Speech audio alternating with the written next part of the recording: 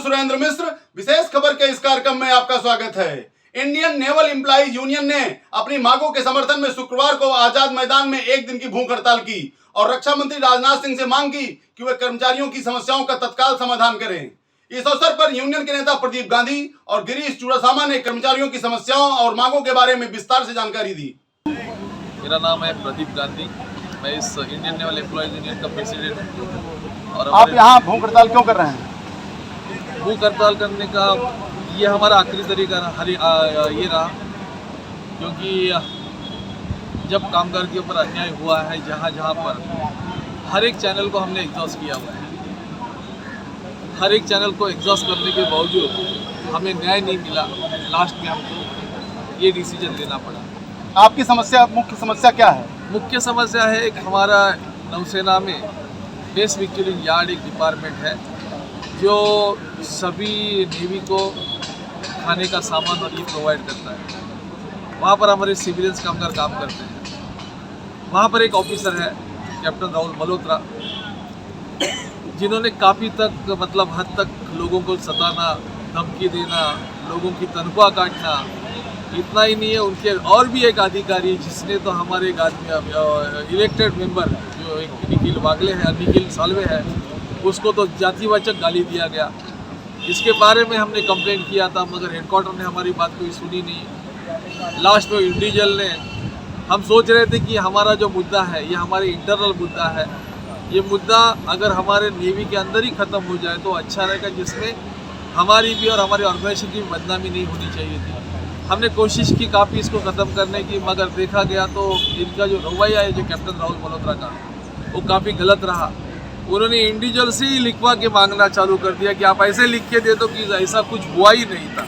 आप मुझे बताइए, जो विक्टिम है वो कैसे लिख के दे देगा? फिर भी जिम्मेदारी हमने ली। हमने बोला कि हम यूनियन आपको लिख के देगा, पर ये जो बाकी चीज़ उन्होंने गलत किया हुआ उसको आप ख़त्म कर दो। आपकी मुख्य डिमांड क्या है? हमारी डिमांड ये है कि पहली डिमांड है, जिस अधिकारी ने उनको गाली दिया जातिवाचक, उसके ऊपर कार्रवाई हो। राहुल मल्होत्रा ने जो हमारे लोगों को देशद्रोही बोला हुआ है, हमारे एक इलेक्टेड मेंबर को देशद्रोही चोर बोला हुआ है, एक आदमी को धमकाया कि तेरे को FIR करके अंदर डाल दूंगा और ऐसे धमकाया हुआ है। और जो एक आदमी है तीसरा जो इलेक्टेड मेंबर है, उसको बोला है कि आपको मैं काम से निकाल दूंगा। ये सब तरीके से जितना तकलीफ देना उन्होंने दिया, इतना तक नहीं है, उन्होंने तो हद पार कर दी।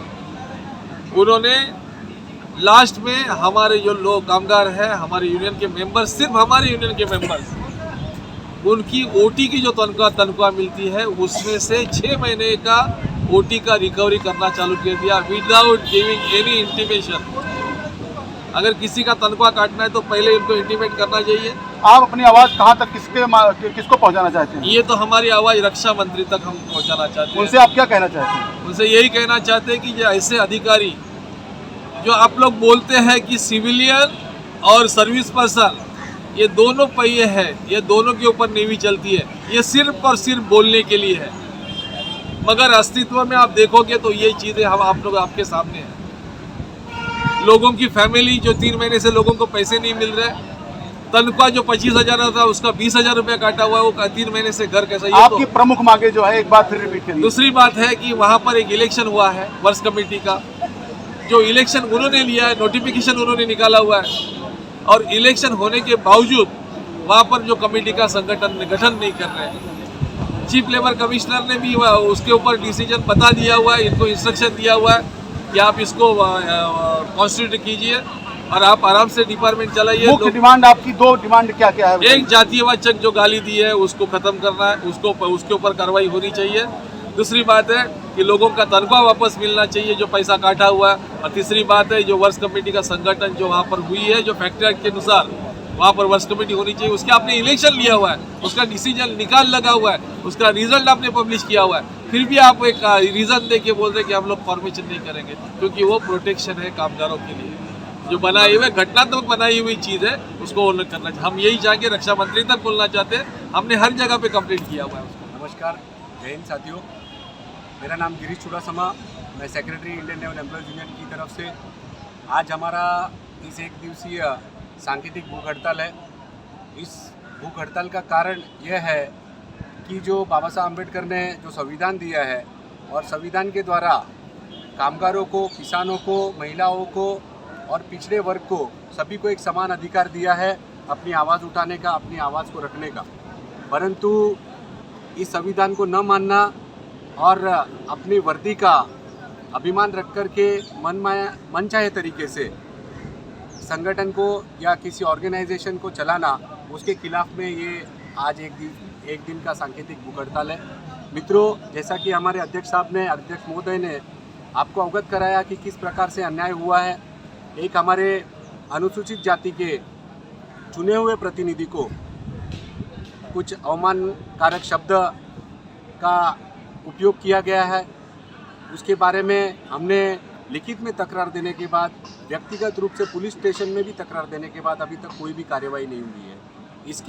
इसका हम जाहिर विरोध करते हैं। आपकी मुख्य समस्या क्या है? हमारी मुख्य समस्या है कि जिस प्रकार से ऑटोक्रेटिक तरीके से, मनमानी तरीके से जो प्रशासन, जो बेस विक्चुअलिंग यार्ड जो कुलाबा में स्थित है और पश्चिमी नौसेना कमान के अंतर्गत आता है और डिफेंस मिनिस्ट्री के अंडर वो आता है, वहाँ पर जो मनमानी तरीके से जो शासन चला रहे हैं उन अधिकारियों को हमारा आपकी मुख्य डिमांड क्या है? हमारी यही डिमांड है कि जो जातीय कारक जो शब्दों का इस्तेमाल किया गया और जो पीड़ित व्यक्ति है उसका मनोबल बढ़े, वैसे वहाँ का वातावरण हो।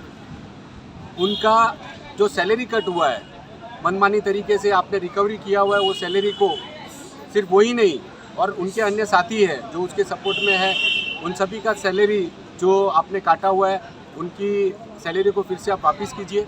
साथ ही साथ जो फैक्ट्री एक्ट के तहत, जो बाबा साहब अम्बेडकर के द्वारा जो संविधान निर्मित जो फैक्ट्री एक्ट है और जिसके तहत जो वहाँ पर चुनाव हुआ और चुनाव के द्वारा वर्ष कमेटी का गठन हुआ, उस कमेटी को फिर से गठित कीजिए और वहाँ का माहौल सौहार्दपूर्ण बने। सभी कर्मचारी और नौसेना अधिकारी सभी साथ में मिलकर के उस संगठन को बेस विक्चुअलिंग यार्ड या जो भारतीय रक्षा मंत्रालय के अंदर जो हमारा डिपार्टमेंट आ रहा है, वहाँ पर एक सौहार्दपूर्ण वातावरण हो, कोई डिक्टेटरशिप नहीं, एक लोकशाही भारत द्वारा। के रक्षा मंत्री से आप कौन कौन सी 2-3 डिमांड जो है मुख्य रूप से आप क्या करना चाहेंगे? आदरणीय सम्माननीय रक्षा मंत्री साहब के पास हमारी यही डिमांड है कि सर, हम आपसे हाथ जोड़कर विनंती करते हैं कि जिन कर्मचारियों की सैलरी कट हुई है, जिन कर्मचारियों का सैलरी काटा गया है, उनको सैलरी वापस की जाए। साथ साथ किन कर्मचारियों का तबादला किया है जानबूझ करके, जो पीड़ित है उनका तबादला किया गया है, उनका तबादला रोका जाए तुरंत, जल्द से जल्द। और जो वहाँ का वातावरण है, एक सौहार्दपूर्ण वातावरण बने, यही हमारी आदरणीय रक्षा मंत्री साहब से विनंती है और मैं अपनी यही हमारी डिमांड है। और इसी के साथ मेरे शब्दों को मैं विराम करता हूँ। जय हिंद, जय भीम, जय भारत साथी। जिंदाबाद जिंदाबाद जिंदाबाद, जिंदाबाद